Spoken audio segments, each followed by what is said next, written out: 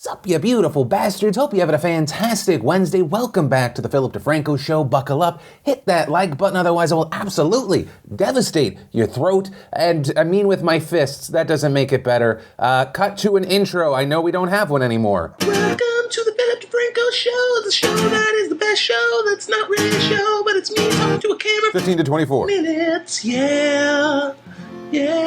Apparently it's Nostalgia Week. Welcome. Also, before we do jump into it, a quick note. Over on youtube.com/ACW for the video version or at linkshole.com for the audio version. Right before today's PDS, I just uploaded my podcast, A Conversation with Andrew Yang. Yeah, it was a really good time. We've been trying to do this for a little while now. I was glad that we could set it up, and I think you'll enjoy it. So youtube.com/ACW. But with that said, this is the Philip DeFranco Show, and let's just jump into it. And the first thing we're going to talk about today is this whole deal with Adele, which that sounds so dramatic, but legitimately people were making a massive deal about this, so much so that she was one of the top trending things on Twitter this morning. And that's because, in part, yesterday was her 32nd birthday. Happy birthday, Adele. And with it being her birthday, she returned to Instagram after a long break from social media, simply posting a picture with the caption, "Thank you for the birthday, love. I hope you're all staying safe and sane during this crazy time." And adding, "I'd like to thank all of our first responders and essential workers who are keeping us safe while risking their lives. You are truly our angels." And in general, the internet's reaction to this was, okay, hear you on the birthday, hear you on the essential workers, but bitch is skinny. Right, the topic of conversation immediately became about her weight and her image. Right, you had media outlets publishing headlines like Adele looks unrecognizable after huge weight loss, and Adele shows off amazing figure in tight black mini on 32nd birthday, with fans also quickly praising the singer for what some called her glow up, even sharing side-by-side photos of her body transformation. Right, just compliment after compliment saying she looks stunning, inspiring, more. But also with this, we saw people hitting back at those types of comments, saying that Adele has always looked good and has always been stunning, inspiring, with some arguing that people were reinforcing harmful beauty standards associated with weight by calling her weight loss a glow up. Right, and this is kind of a continuation of that debate between those who say there's nothing wrong with supporters celebrating someone's weight loss achievements, while others saying comments about her figure, her weight, it's inappropriate and no one's business. Others also sharing their frustration that this is a focal point when it comes to Adele because it overshadows the singer's incredible list of achievements. And ultimately, as far as my opinion on this topic, as someone who has been 250 pounds, who has been 170, 180, it is understandably a sensitive topic because pretty much any statement can be taken as a broad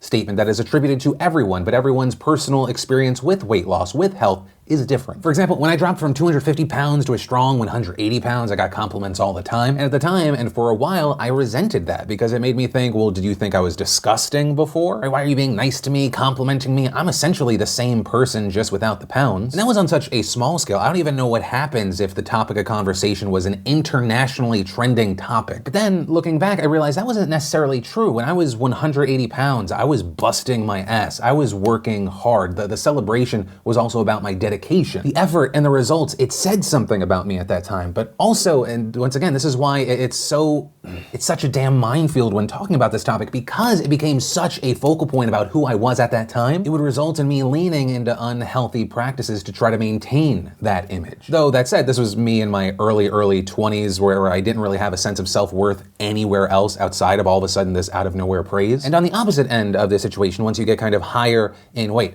I'm all about body positivity, you accepting yourself for who you are, not hating who you are because of the way you look. And also a massive fuck you to those who would call you names because of your weight or make you feel lesser than because of your weight. But I also think we need to draw the line at the kind of the promotion and endorsement of unhealthiness. Like, I was 240 going into the coronavirus pandemic. I am horrified to get on a scale right now. I feel unhealthy now. And I still love myself. I still accept myself. My worth is not what my body is right now, but I also know that I need to change things up, right? Not only for the visual, the physical, the self-confidence, but also my health, right? I have slightly high blood pressure. I want to watch my kids grow up, enjoy all those experiences, and then eventually in like 40 years, call them and start every conversation with, "Why don't you call me anymore?" Because, as an adult, every conversation is meant to start with a guilt trip. Once again, this is my personal story. This is my personal experience. Maybe some can relate. Maybe this is the polar opposite of many. But ultimately, what I want to do with this story is actually much like Adele, not going to talk about her body anymore. And instead,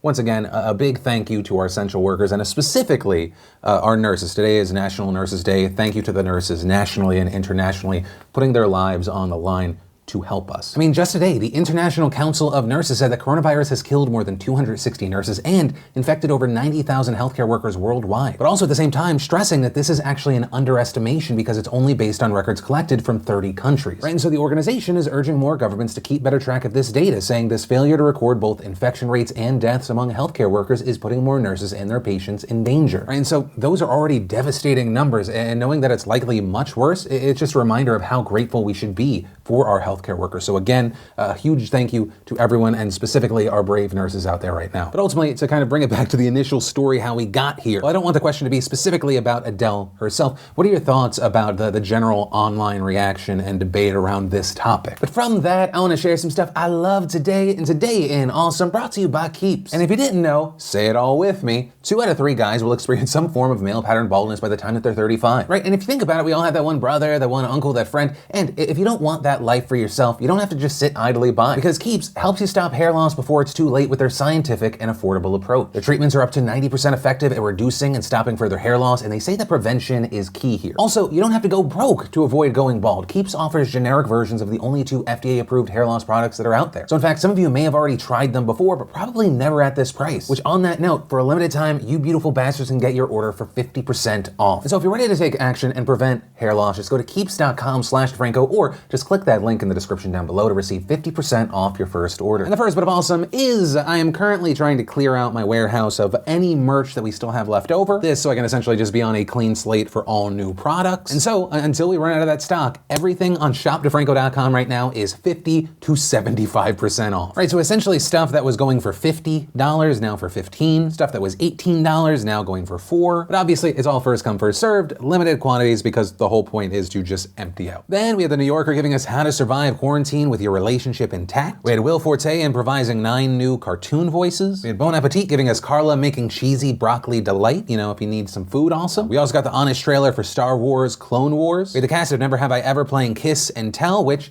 if you have not watched that series, it's pretty fantastic. Also, I wanted to take the opportunity today to recommend another series. You know, sometimes I include recommendation. This one I will say though is likely the most hit or miss recommendation I've ever put out there. It's a series called The Midnight Gospel that just released on Netflix, and it is different. Oh. Sorry, I don't know what you mean. Yeah, I don't know either, Siri. I don't know how to explain it. That said, I'm not done with it yet. I'm starting episode 7 of 8, but yeah, if you're looking for something different, there you go. And if you want to see the full versions of everything I just shared, the secret link of the day, really anything at all, links as always are in the description down below. And then let's talk about Uber and Lyft in the news, actually for a number of reasons, and not just because you're not using them as often, but in fact because California is suing Uber and Lyft. This lawsuit filed by California Attorney General Xavier Becerra, and we also saw a coalition of city attorneys joining him, this including from San Francisco, Los Angeles, and San Diego. And as far as why they filed this lawsuit, they say that both Uber and Lyft have violated state law by classifying their drivers as independent contractors, right? Gig workers. And this when they should actually be classified as employees. And the coalition said in a statement, Uber's and Lyft's misclassification of drivers deprives workers of critical workplace protections such as the right to minimum wage and overtime and access to paid sick leave, disability insurance, and unemployment insurance. Also adding that they're seeking restitution for workers, a permanent halt to the unlawful misclassification of drivers, and civil penalties that could reach hundreds of millions of dollars. In the lawsuit itself, they also accuse Uber and Lyft of utilizing, quote, illegitimate savings they gain from depriving their drivers of the full compensation and benefits they earn as employees to offer their ride-hailing services at an artificially low cost, decimating competitors and generating billions of dollars in private investor wealth off the backs of vulnerable drivers. Also, as far as how Uber, for their part, has been defending their business, they have argued that their business is technology, not rides, therefore drivers are not a key part of its business. Also, both Uber and Lyft have argued that their drivers prefer being independent, right? They get to decide when they work. But still, this lawsuit claims that those companies have enough control over drivers to classify them as employees. So the lawsuit saying that these companies hire and fire them, also adding that they control which drivers have access to which possible assignments, and Uber and Lyft are transportation companies in the business of selling rides to customers, and their drivers are the employees who provide the rides they sell. The fact that Uber and Lyft communicate with their drivers by using an app does not suddenly strip drivers of their fundamental rights as employees. Now, part of the reason Becerra and those other attorneys are saying that this is illegal is because last year, California passed a law known as Assembly Bill 5. And notably, that required companies to start treating their workers as employees instead of contractors if those companies control how workers perform tasks or if their work is a routine part of the company's business. And if you're like, wow, that bill sounds really specific, yes, it was targeted at companies like Uber and Lyft in the first place. So unsurprisingly, we've seen these companies resisting this, with a number of companies pumping $90 million into a campaign for a ballot initiative to exempt them from that law. Also, according to a spokesperson, Uber plans to contest the lawsuit, saying that at the same time, it will also be pushing to raise the standard of independent work for drivers in California, this including guaranteed minimum earnings and new benefits. And adding, at a time when California's economy is in crisis with 4 million people out of work, we need to make it easier, not harder, for people to quickly start earning. We also saw Lyft release a statement, this one less critical than the Uber one, with Lyft saying they're looking forward to working with the Attorney General and mayors across the state to bring all the benefits of California's innovation economy to as many workers as possible, especially during this time when the creation of good jobs with access to affordable healthcare and other benefits is more important than ever. Right, and all of this news happening at the same time where this morning we saw that Uber has now cut 14% of its jobs, right? Notably, that is around 3,700 people. Right, and this on top of Lyft last week saying that it was cutting 17% of jobs, putting hundreds of workers on unpaid furloughs and trimming salaries. But ultimately, that's where we are with the story right now. It is going to be very interesting to see what happens with the lawsuits if we see other lawsuits pop up. But the main thing with this story is I want to ask, what are your thoughts on this? Do you think that Uber and Lyft drivers should be classified as employees? And then to add a thing onto the end of that statement, do you still have that opinion if it will personally cost you more per ride? And also, for the Uber and Lyft drivers out there, do you want to be classified as an employee? And the last thing that we're going to talk about today also, I think, highlights why I love this show, but also have such a hard time explaining what it is to people who've never watched it. Now, we open up with a kick to a podcast with Andrew Yang where we talk about UBI and a bunch of other stuff. We talk about Adele and body image, and then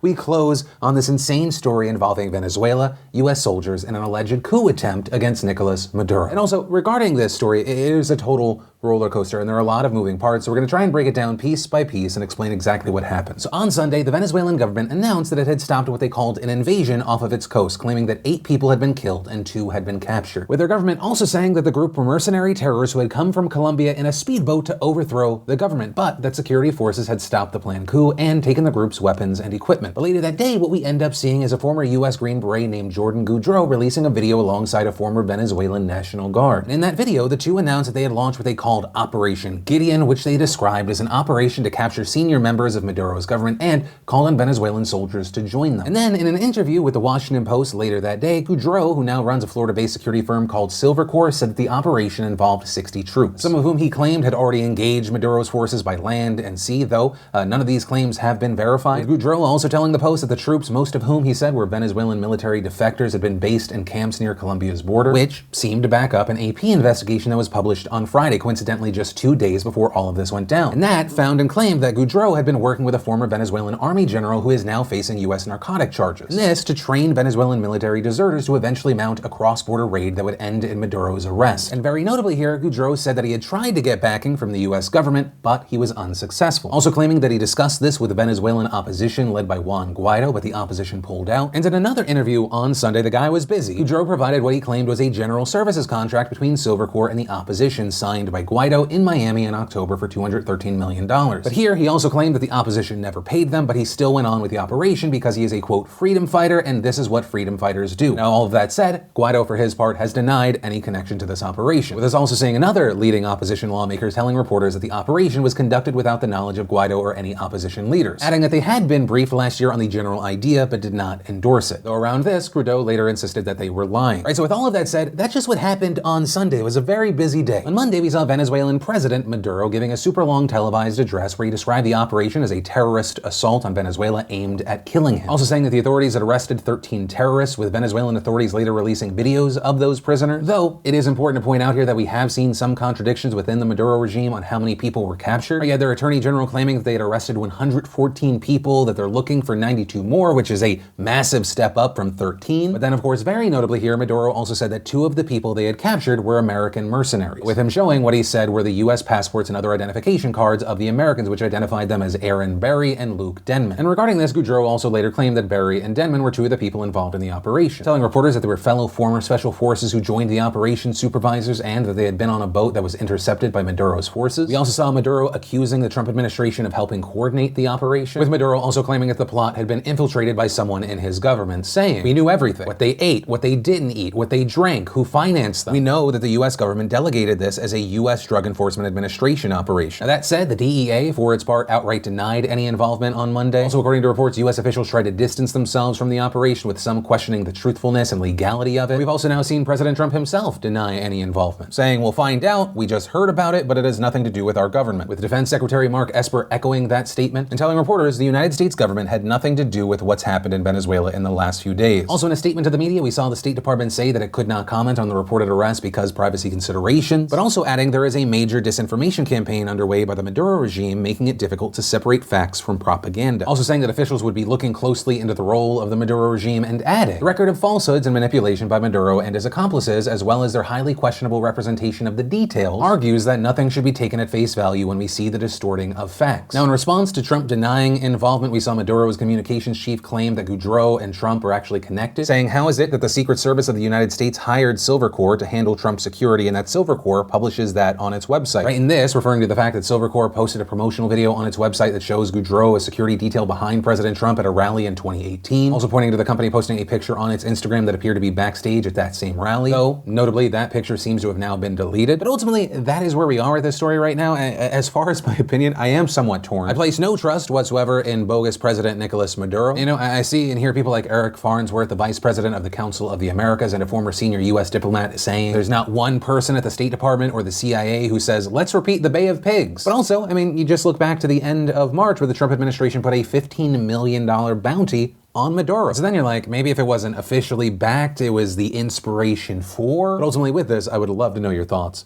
around this situation. Do you think that it was just this other group? Do you think that there was U.S. involvement? Why not? Any and all thoughts I'd love to see in those comments down below. And that is where I'm going to end today's show. And hey, if you liked the video, maybe share some common sense. Also, if you're new here, you want more of these daily dives into the news, hit that subscribe button, maybe even ring that bell to turn on notifications so you don't miss any. Which on that note, if you're looking for more to watch right now, we of course have that brand new podcast with Andrew Yang, or maybe you just missed yesterday's Philip DeFranco show. You want to catch up. You can click or tap right there to watch that right now. But with that said, of course, as always, my name's Philip DeFranco. You've just been filled in. I love yo faces, and I'll see you tomorrow. I hope you liked this video. Subscribe if you like it.